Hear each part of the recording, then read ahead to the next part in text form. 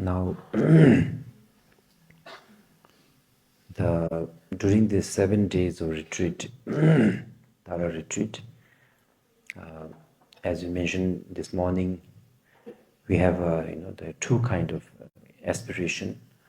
One aspiration is in a way this is a way to purify negative karma, accumulate merit, as a blessing for the year to come, our life. That's for one. But more kind of a deeper motivation that we have is that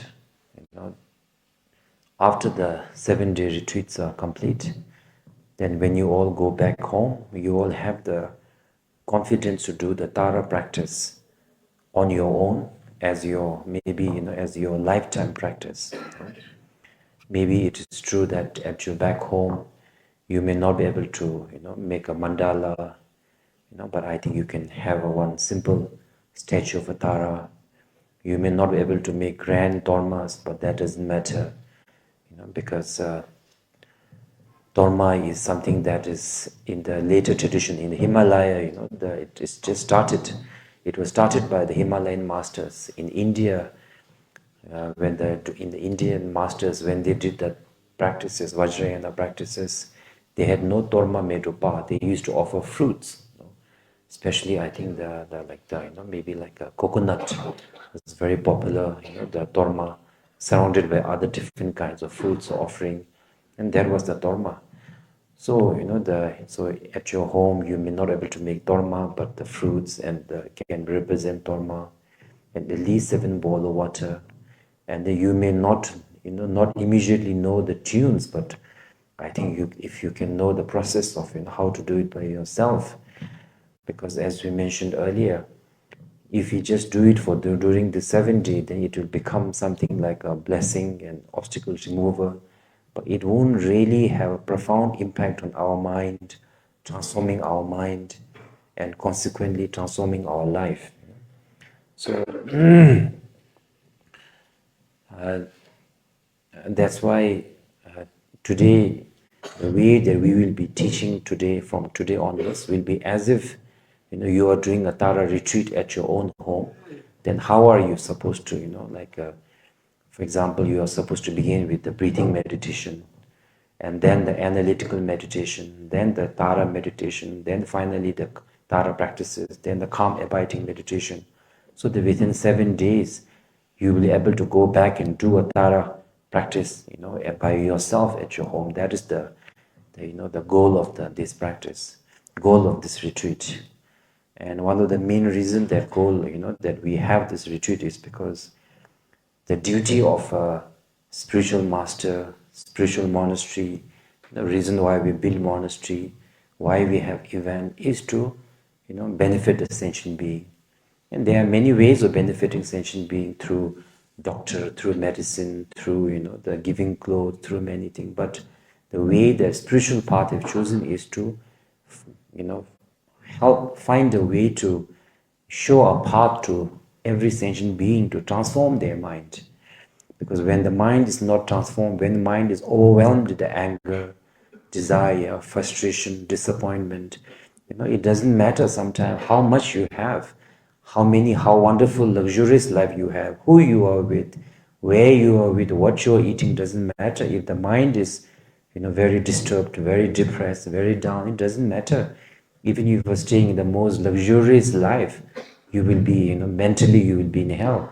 So that is why the job of the main job of a spiritual master, I'm not saying we shouldn't actively help out sentient beings, we definitely should, but main job of a spiritual institution is to, to share the Dharma. And Dharma is not something that only can be practiced only by monks or nuns or in the retreat. Yes, it is true that those who stay in the monastery retreat will have a much more favorable condition to practice. But Dharma is mainly about, Dharma in our Himalayan language means Chö. Chö means to Chokhachapni. Chokhachapni means to transform or correct. And correct what? Correct your mind. So if you are able to correct your mind, let's say at home, you get up in the morning, you go and do your practices, whatever practices you do. Let's say you do Tara practice in the morning. You begin with the motivation to benefit everybody equally, at least have a sense of equanimity towards every sentient being. And then, the reflect on your own life, your activity, that is reflecting karma. And then generate a bodhisattva, remember Tara practice. And then when you go out, you have already started out your morning with the awareness, with compassion, with equanimity. So then the way you interact with others, even when somebody does something upsetting to you, how you react to it will be very different. And when you're able to do that, then you are practicing the Dharma. Dharma practicing doesn't mean only when you are chanting, but when you're able to transform your mind through various method, then you are practicing Dharma. So Dharma is something that anybody is able to, the practice. So that is why my aspiration has always been that. Otherwise, of course, if we can just, all the monks we can just do the prayer. You all can just come, offer some tea, get blessing, and then go home. Yes, you will get some blessing, obstacle remover, but then you won't really have the Dharma in your heart. And the benefit of having the Dharma in heart, I think is that understanding will be with you wherever. I think during the COVID, we came to realize that sometimes it is, difficult to meet even your family members, when something like a COVID happens. So you cannot meet your teacher, you cannot meet inspiration, you cannot get inspired. But if you have received the Dharma teaching, you know how to practice, then you know how to take care of yourself in this life and the challenges of life and lives to come. So that is why our aspiration is that to make you all a Tara practitioner who will know by yourself how to do. So that is why first we will start with the explanation on the meditation. So when you are doing the Tara, tomorrow we'll do also together, but generally when you are doing Tara yourself, all the Vajrayana practitioners will always begin with the breathing meditation. So breathing meditation, the technique itself is very simple. We'll explain that later. But the word meditation itself is something we have to think about. In the Himalayan language, meditation means kom. We say kom chutney. So kom means familiarization. I'm not exactly sure what does it mean in English, because sometimes they say lost in translation. So I think we do get lost. But in our Himalayan language, kom means familiarization. That is it. That just means familiarization. Now, familiarization with the what? Then there are many different types of familiarization.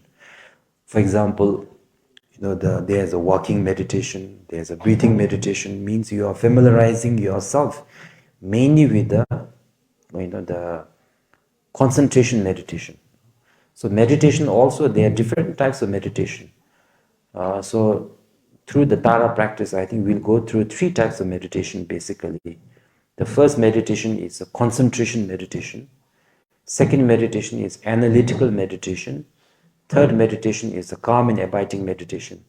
So for example, in the morning, you may realize that at the end of the Tara, which is when the Tara is about to finish, we just stay quiet and remain in the nature for at least a minute. So that is the calm abiding meditation. So each of these meditations serves a different purposes. For example, the concentration meditation helps to bring your mind to the present. Then you might say, why is it bringing our mind present important? It is important because if our mind is not in the present, it is surely disturbed mind. Because when is our mind disturbed? If you look within ourselves, if you find that your mind is disturbed, most usually it is not because of present situation, but it is disturbed because something happened yesterday, something happened day before, a year before, something happened in the past. But we are not able to let it go. We are the reimagining that again. Maybe somebody said something hurtful to you, or some situation happened. We can't let go of the resentment, the hatred, the whatever. Right? Or maybe we lost something in the past and we still can't let go of the attachment. Right? Even though either the person of resentment or attachment, it's gone away long time ago. Or maybe even after the person we do not like, we resent has dead, we can still have resentment over it. So that's why it is said that if you have a resentment, if you hold on to past, Something that happened for a short moment can affect your whole life. For example, a situation happened, or somebody said something that is very hurtful to you. If you keep it as it is, then it only affects you for that moment. But if you keep thinking about it again and again and repeating, rewinding, reimagining, it's like a watching sad movie again. And then when you do that again, when you not let go of the past, definitely our mind will go through a lot of turmoil and the depression and difficulty that is past. And then again, if you have anxiety, a lot of anxieties about the future, what may happen tomorrow? I have to apply for this. Will I get this or not? I'm trying this. Will it be successful or not? What will happen tomorrow? What will happen year after? End of the year, I am planning to go this, do this. We have no guarantee that we may actually wake up tomorrow. Right? I remember that one of my monks used to always joke with me. He said, "Oh, Rinpoche, you know that somebody's died.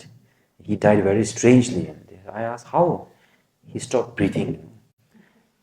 So that's it. No, I mean, when we somehow, all of us seem to feel that if we are going to die, that there'll be some music and some sign and some dream, and they will say, "Oh, tomorrow I'm going to die, man." Then you all come here, live, man. No, it's not like that.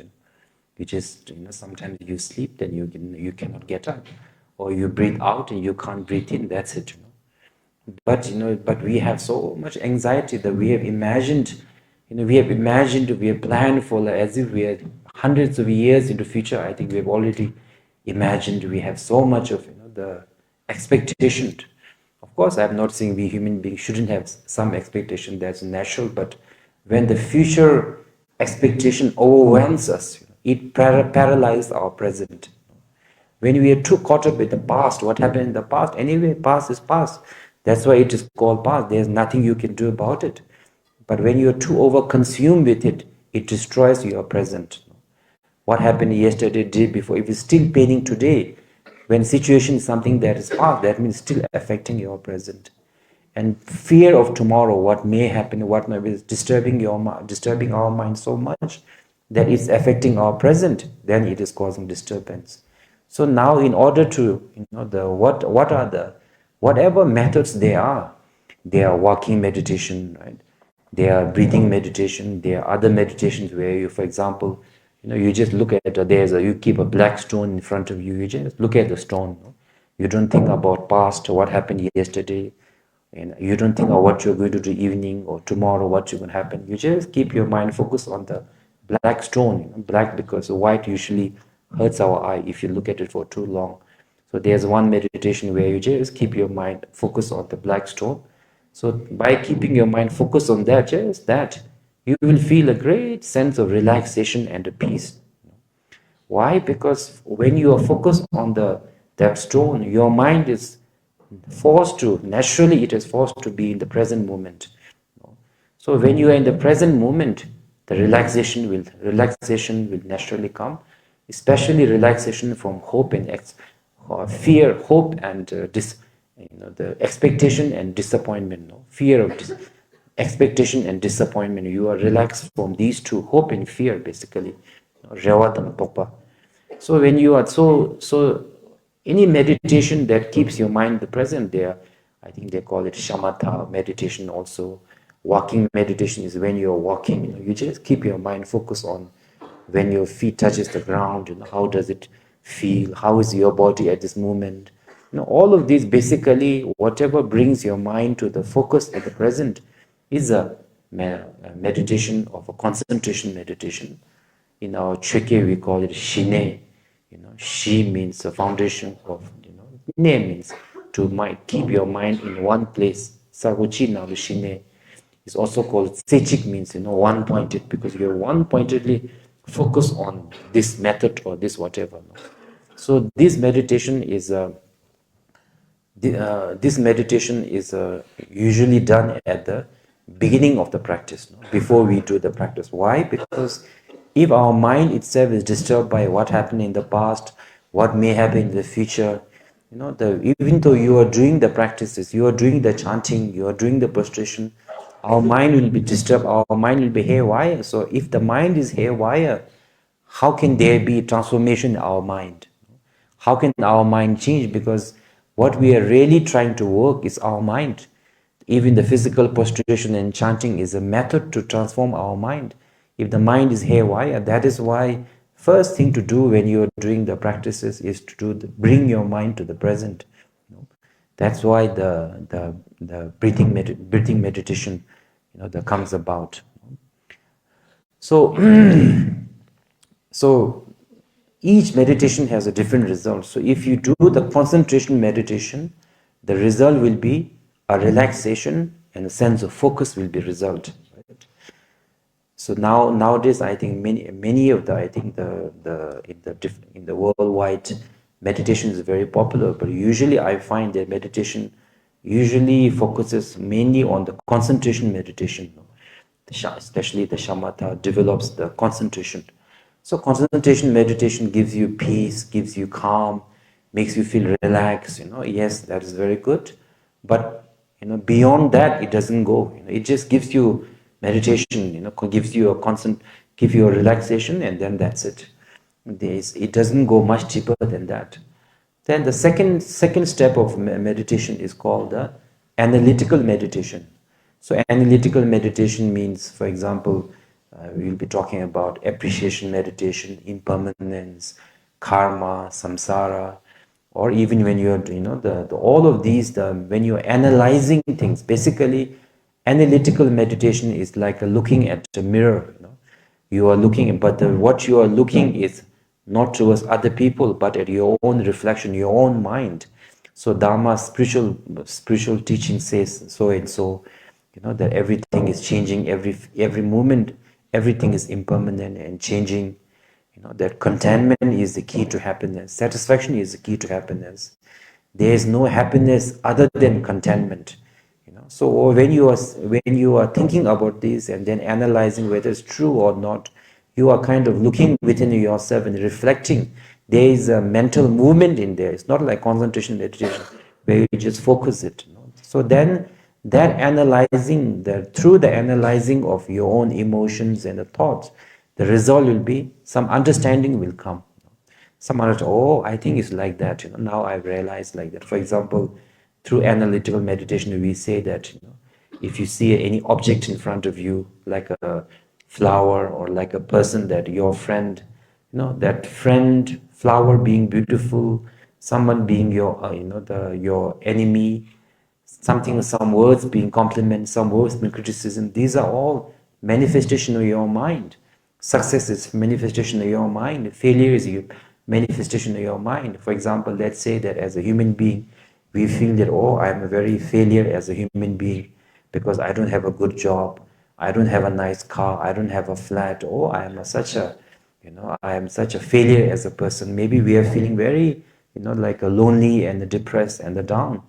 But analytical meditation will say, yes, it is true that relatively speaking, societally speaking, it is true that in a society we have so-called failure and success, but in reality, failure and success is a projection of your mind.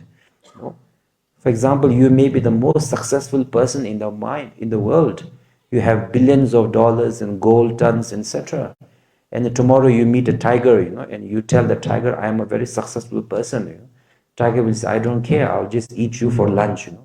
Right? You can give the tiger a gold or a dog a gold. Dog will just sniff and he won't care at all. So all our concept of success, failure is something that is very much societally, and it is also something that changes with the time, due to social media influence, due to changing time, thought, our standards of success, failure, everything keeps changing. So analytical meditation is to make you realize that what we are seeing is a result of our projection. When we see somebody as our friend, we feel happy when we see that person. Tomorrow something happens and we do not like that, then as we said in the morning, who appears as a goddess now appears as a demoness, when your projection changes. So, the success, failure is all our definition, societal definition, especially individual definition.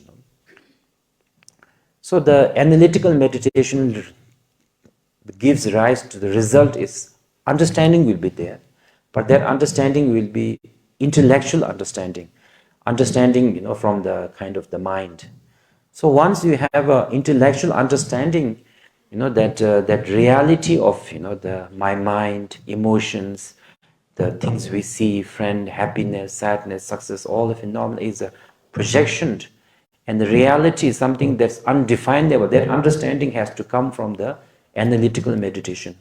Then the final meditation, the last meditation, as we did in the morning, is called the calm and abiding meditation, or remaining in the nature. So that understanding is that understanding of the undefinable nature of the things. With that understanding, you just rest on that. You just rest on that. So, example, when you see whatever you see a flower, you leave the flower as it is. You see somebody, you leave it as it is. You do not define somebody, oh, this is my wonderful friend, oh, this is my enemy, oh, this is something very expensive, this is not something, this is a success, failure. All of these projections, we do not fall into the dualistic success, failure, rich, poor, friend, but rather learn to leave everything as it is. And by living as it is, we begin to understand what is the true nature of the things.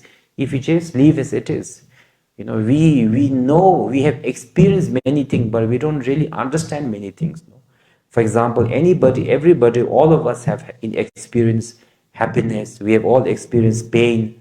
But if someone asks us, do you really understand what is the nature of the happiness? What is the nature of the suffering? Where does the happiness come from? Which part of mind does the happiness come from? And then later, when you feel sadness, where has the happiness disappeared to? We don't really know the nature of the mind. We know the emotion, we have experienced it, but we have not really realized the nature. So that's why the last part of meditation, which are called calm and abiding meditation, is basically, in a way, it is most, in a way, easy, because all you have to do is just leave it in its own nature. But in a way, it is the most difficult meditation. Sometimes some people who have, Westerners and foreigners who have no idea about the retreat, they always ask us, when you go to retreat for like months and years, then you must be, what do you do? Because I think they have this idea that retreat means like you do, what are you supposed to do to spend your time? So sometimes, of course, retreat also involves chanting, practice, prostration. But I say the main thing that we try to do in the retreat is to do nothing, and that is the most difficult. That's most difficult because we don't like to do nothing. If you see something, if you see a flower, you won't leave it in its own. You won't leave it as it is, leave nothing. We have to define it as, oh, this is beautiful. This is not beautiful. If a sun comes, there you say, the sun is very nice. The rain comes, there you say, the rain is very bad. Or if you want rain, maybe you are very hot, and then a cloud comes, that is very good, But now the cloud has come very good, So, for example, usually when we go for Nekor also, so people always pray, I remember a few months ago, we went to Nekor to Singizong, that time people on the up, it was raining a lot, and they said, it's raining so lot. It's a very tiring, we were doing prayer and hoping everybody's blessing to stop the rain, Then I think on the way back, I think the rain, there was no rain, it was sun. There's, it's so hot, The rain was the actual blessing, When the sun is very hot and difficult to walk, in the rain, it was like cooling, we didn't feel tired, So that's why we don't, I say that, yes, of course, since I'm going with a group of people, we also have to pray for, let there be some, not too much rain, But I was saying that if I was the one going alone as a pilgrimage, if I was someone as a pilgrimage and as a practitioner, I would say that, if the sun comes also, that's very wonderful, I feel warm, cold. If it's raining little bit also, doesn't matter. Anyway, we have raincoat. Our body is waterproof, Water doesn't go into our, it's not like water will really go into us. So, whether rain comes also is neither good or bad. Whether sun comes also is neither good or bad. Whatever happens, whatever experiences we go through is beyond beyond any definition. But by definition, then can become good, bad, happy, successful, then tall, short. So many definitions arise because we can't leave things as they are. That's why I say, and because we can't leave things as they are, we only see our projection. We never see the nature of anything. We don't understand. We don't see the nature of the things, sound, our thoughts. We never realize it. Even though our mind is something that is with us 24/7, but we don't realize the nature of our mind. If someone asks you what is the nature of our mind, I think we all will have difficulty in answering. Nature, mind, I don't know. I didn't really give much thought about it. I was busy thinking that the social media update to do Instagram. And I was thinking about that. We have a lot of projections and thought, but we don't really, have much familiar with the nature.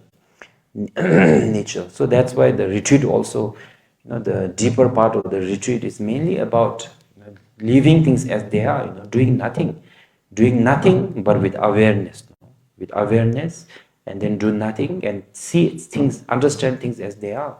So there are the three different types of meditation: concentration meditation, analytical meditation, and calm abiding meditation. So concentration meditation usually is at the start. Then after that onwards, when you do meditate on appreciation, karma, and also even when you're doing the Tara visualization, making offerings, etc., are also, I think, part of analytical meditation and concentration meditation. And then finally, when you do remain in the nature, dissolve the Tara into yourself and remain in the unfabricated nature, that is the time the remaining, the calm and abiding meditation. So there are three types of meditation. So today we covered their meditation in the Himalayan language means familiarization. And familiarizing with what? Familiarizing with keeping our mind in the present. That is concentration meditation. And then analyzing our thoughts and emotions to come to any understanding is called analytical meditation. And once you have understanding, then remaining in that understanding, relaxing in that understanding, deepening that understanding is called the calm and abiding meditation, the third and final meditation. So our entire Tara practice comes into these three meditations. So that is the philosophy or the theory. Now when it comes to the practice, the breathing meditation,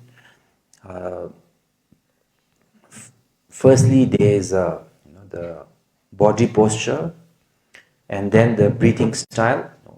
So why is the body posture important? Because it is said that our body, from the Vajrayana, especially the Vajrayana, and especially from the yoga of the breathing meditation like a Tummo and yoga meditation, it says that when the body is in a correct position, our nerves or the channels, from where you can say energy or the air, where they are in a correct position. And according to the channels being straight, and then the mind will also go into the central channel or the correct path. The wind. And wherever the wind goes, the mind goes. So to give an example, our channels or our nerves, where the air goes, is considered like there's I think, I can't remember how many.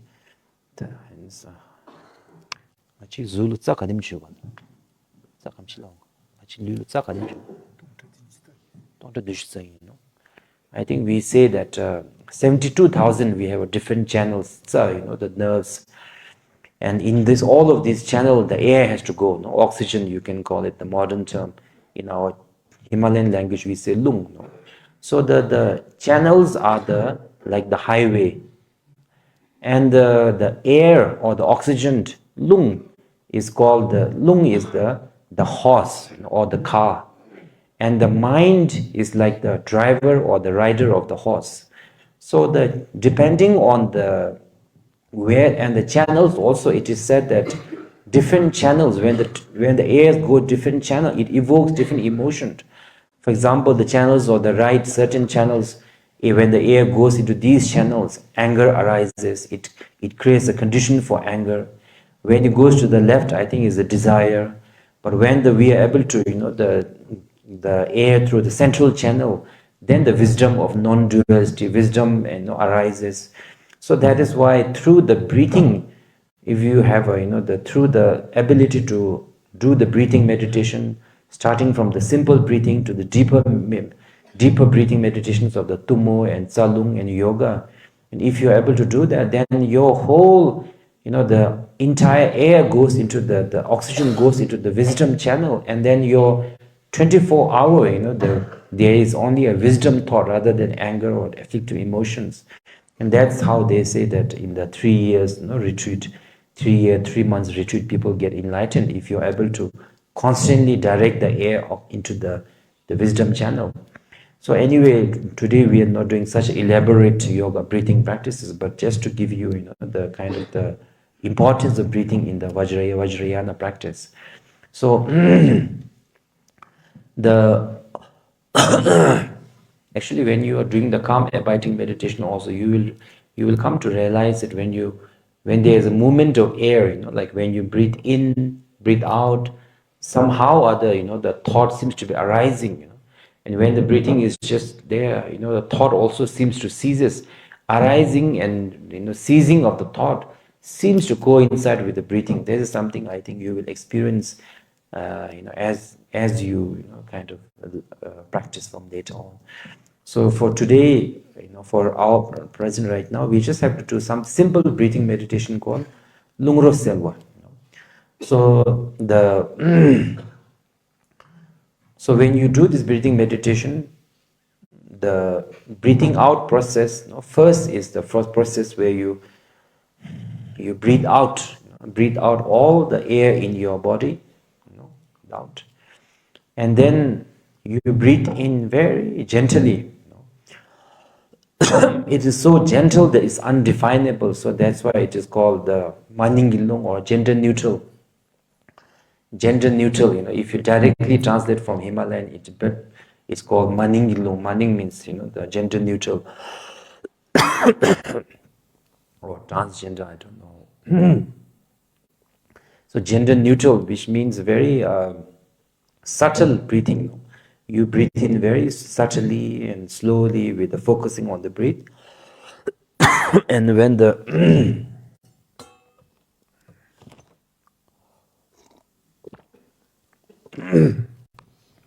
and when you are breathing in, like something like so subtle that even you can't hear it. So, and when you breathe in also, you visualize that, so that your mind doesn't get distracted. You visualize that together with the breathing, the air, all the blessings of the Buddhas and Bodhisattva also comes in the form of together with the air, and goes into your body, and then body. And then the air also shouldn't be just kept on the chest, but it has to breathe in until it is below the navel, below the navel. And then once it's there, you should swallow one time. That will help to push the air below the navel and keep it there for maybe, in the beginning, I think, of course, maybe just a few seconds. The great yogis, they can keep for like 1 hour, 30, like that. But anyway, for us beginner, just keep for a few seconds. And then with the same, that very subtly we breathe it out. And when we breathe, again, it's from the nostril.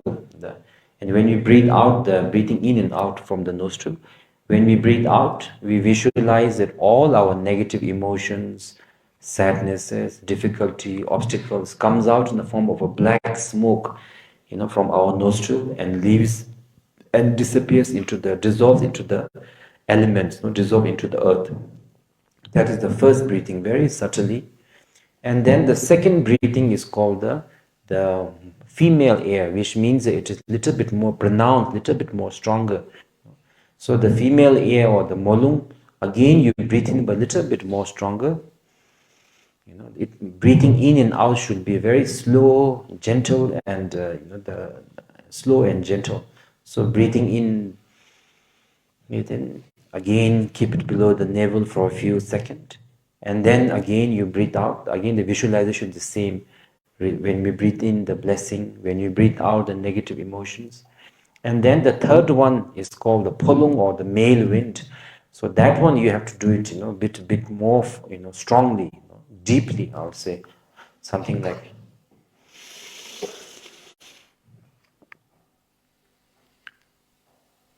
And then breathe out also.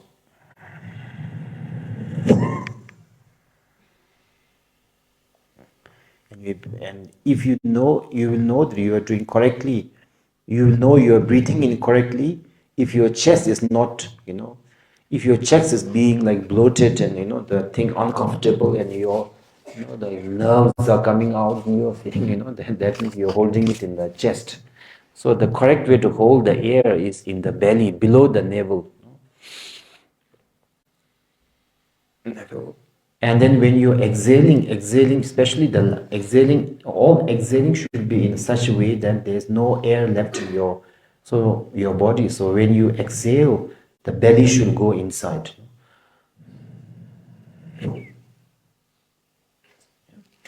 So this is the breathing part.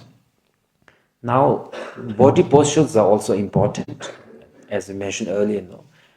Correct body posture means the correct central channels. Correct channel means air will go into correct channel. When the air goes correct channel, the mind will, the wisdom mind will arise. It is said. So the the postures are nowadays I see that in the internet, all people say that if nothing else, just sit on a chair, and then keep your back straight. I guess now if you're not used to it, you don't have a choice. You have nothing. Anything is better than nothing. But traditionally speaking, in the sutras and all, it is very clearly said that you have to keep 7 postures. 7 postures of the Buddha Vairocana, Sanjay number Nanze. So the first one is, for this, you don't need to cross your leg, but you need to keep the left leg inside and the right leg on the outside. That is the first posture, is the leg. And then the second posture is the back should be straight. The example given is like a stacked coin. If you keep like a coin stacked, they are straight. So they say the back should be straight. And then the third is the shoulders should be spread out like the wings of eagle. So do not bend down, but shoulder, the spread out like the wings of eagle. And the neck should be slightly bent down. Then the tongue should be touching the upper palate, and eyes should be open but not looking directly, but slightly downcast. Some say nose, but if you focus too much on nose, people get headache. It's too near. So a little bit looking forward, but a little bit downcast. And then the hand, for the breathing meditation, the hand has to be like this. So with your thumb, we should be pressing the, what do you call this finger? Ring finger, So the thumb should be pressing the ring finger like this, Pressing like this. Especially when you are breathing in, should be for both the hands. The reason why it is because, as we mentioned earlier, there are different channels. So I think that this channel represents is the anger, and then the left channel represents the channel of the desire. So when you press these two channel, it kind of it prevents the arising of the air going into these channels of anger and desire, or in other words, you can say hope and fear, or expectation and disappointment. So whenever you are breathing in, just before few seconds before you breathe in, this should be, you can keep this hand on your knee and just breathe in. As soon as just before you begin breathing in, you press and you make it into a fist with the thumb inside. Right? And then when you begin to breathe out, you open your hand.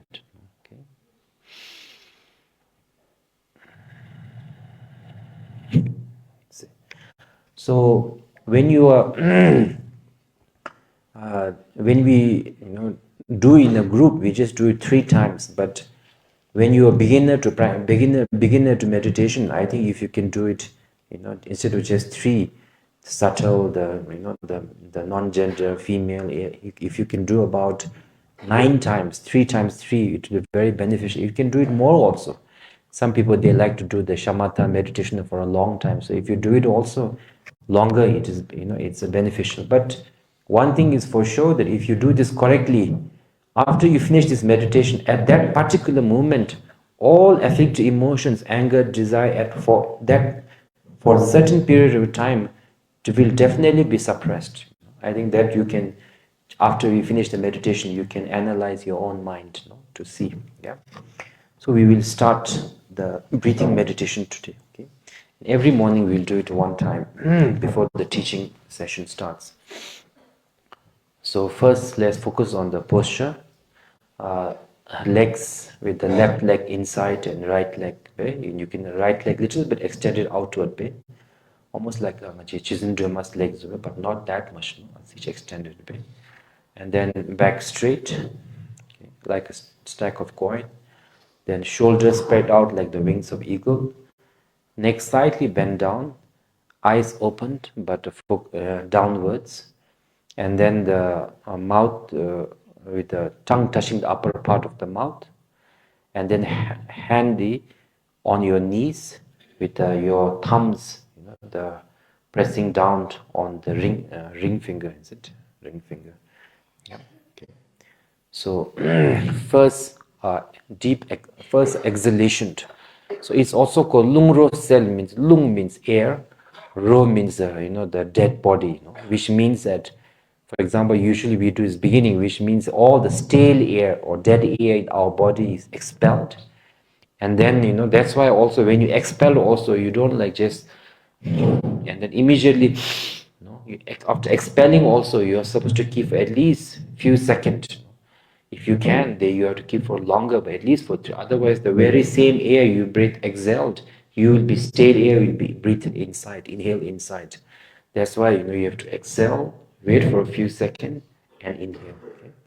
So first, long exhalation, and together with exhalation, the visualization of all our negative emotions, negative thoughts, coming out in the form of a black smoke. Okay?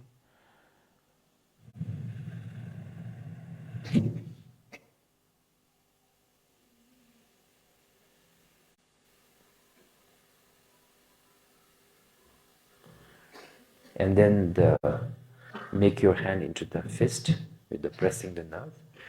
And then we breathe in very subtly the Maningilung together with the blessings.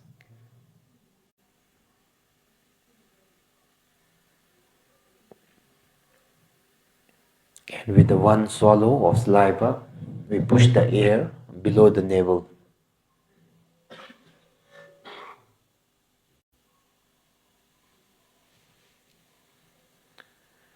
And then same gentle exhalation.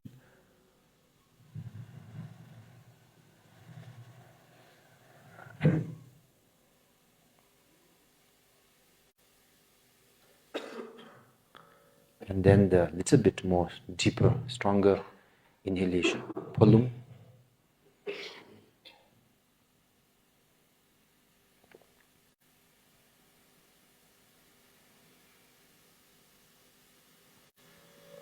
Keep below the navel.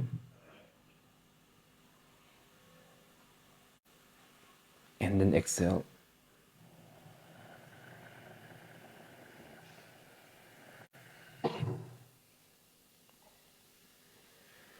And then the deep inhalation.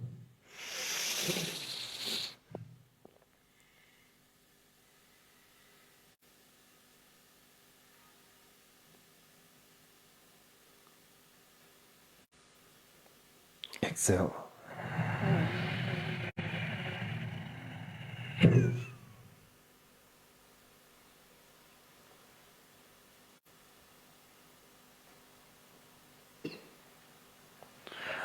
Okay.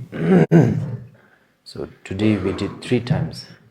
So it is called, it's a meditation wise, it's a concentration meditation. His name is called Lungro Selva, or clearing the stale air. Okay? And the reason why we do this at the beginning of every retreat, especially morning, is that so that all our negative emotion, especially hope and fear, will be subdued, and our mind will come to the present. Okay? So today we finished that. Okay.